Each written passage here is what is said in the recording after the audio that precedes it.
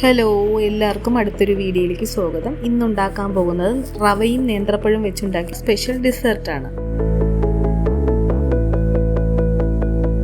നേന്ത്രപ്പഴം 2, റവ 1 കപ്പ്, മുന്തിരി 25 ഗ്രാം, കശുവണ്ടി 25 ഗ്രാം, 5 ടീസ്പൂൺ പഞ്ചസാര, കോൺഫ്ലവർ 1/2 കപ്പ്, നെയ്യ് ആവശ്യത്തിന്, ചതച്ചെടുത്ത ഏലക്കാപ്പൊടി 1 ടീസ്പൂൺ, പാൽ 1/2 ലിറ്റർ, വെള്ളം 1 കപ്പ്.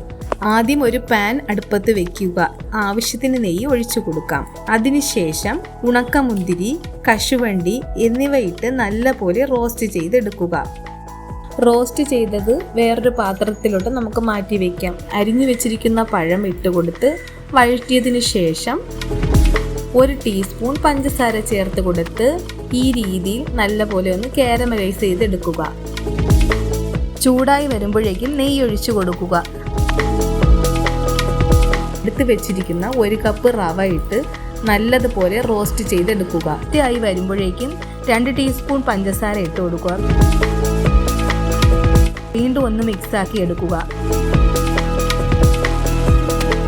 ആവശ്യത്തിന് പാലൊഴിച്ച് നന്നായി ഒന്ന് മിക്സ് ചെയ്യണം.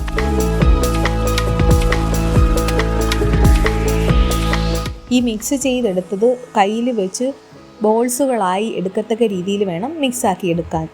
വീണ്ടും അതേ പാൻ അടുപ്പത്ത് വെച്ച് 1/2 ലിറ്റർ പാൽ ഒഴിച്ചു കൊടുത്തതിന് ശേഷം പാലൊന്ന് ചെറുതായി ചൂടാകുമ്പോൾ 2 ടീസ്പൂൺ പഞ്ചസാര, ചതച്ച ഏലക്കാപ്പൊടി ഇവ ഇട്ട് കൊടുത്ത് നന്നായി ഒന്ന് മിക്സ് ചെയ്യുക. ശേഷം കോൺഫ്ലവർ, റോസ്റ്റ് ചെയ്ത് വെച്ചിരിക്കുന്ന കിസ്മിസ്, റവ ബോൾസ്,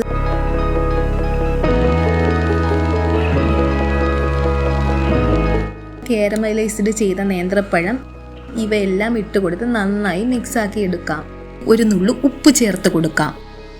ഇനി ഇത് കൂടുതലായിട്ട് കുറുക്കേണ്ട ആവശ്യമില്ല. അങ്ങനെ സ്പെഷ്യൽ ഡെസേർട്ട് റെഡി ആയിട്ടുണ്ട്. ഇതൊരു ബൗളിലോട്ട് നമുക്ക് മാറ്റാം. ഇതിൻ്റെ ഡീറ്റെയിൽ വീഡിയോ യൂട്യൂബിൽ അപ്ലോഡ് ചെയ്തിട്ടുണ്ട്. എല്ലാവരും ദയവായി ഒന്ന് കയറി കാണുക.